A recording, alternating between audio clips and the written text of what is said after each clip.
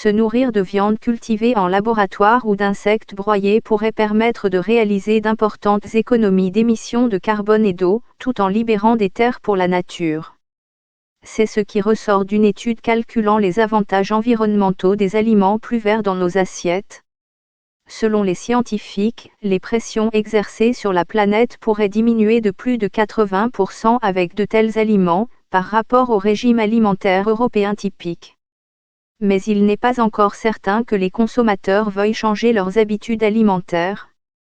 Une multitude d'aliments non conventionnels sont en cours de développement dans le but de fournir des aliments riches en protéines et autres nutriments, tout en ménageant la planète en utilisant moins d'eau et de terre.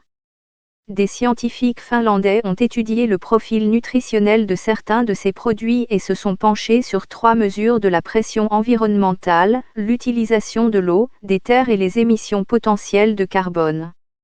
Ils affirment que le remplacement de la viande, des produits laitiers et d'autres produits animaux par des aliments alternatifs pourrait réduire ces impacts de plus de 80%, tout en fournissant une gamme plus complète de nutriments essentiels qu'un régime purement végétarien ou végétalien. Mais ils constatent également que des solutions relativement peu technologiques, comme la réduction de la viande et la consommation de plus de légumes, ont un impact similaire sur la planète. En réduisant de manière significative les aliments d'origine animale et en les remplaçant par des aliments nouveaux ou futurs et des protéines végétales de substitution, vous pouvez obtenir des réductions importantes des impacts environnementaux en termes de potentiel de réchauffement de la planète, d'utilisation des terres et de l'eau, explique Rachel Mazak de l'Université d'Helsinki. Mais elle a ajouté qu'il y avait des réductions similaires des impacts dans un régime végétalien. Et dans le cas d'un régime réduisant de 75% les aliments d'origine animale, vous pouvez obtenir une réduction d'environ 75% de tous vos impacts. Les recherches, publiées dans Nature Food, ont porté sur de nouveaux aliments qui devraient prendre une place plus importante dans notre alimentation dans les années à venir, et dont beaucoup reposent sur des méthodes de haute technologie pour cultiver des cellules animales et végétales dans des bioréacteurs.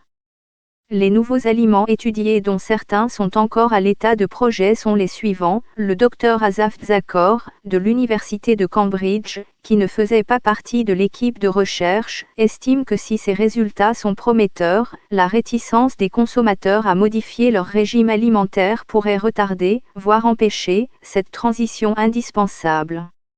De nombreuses études ont montré que l'adoption d'un régime alimentaire à base de plantes présente des avantages tant pour la santé que pour la planète. Un récent rapport du groupe d'experts intergouvernemental sur l'évolution du climat recommande de passer à une alimentation équilibrée, riche en végétaux tels que les céréales et les légumes, avec une consommation modérée de viande et de produits laitiers issus d'une production durable.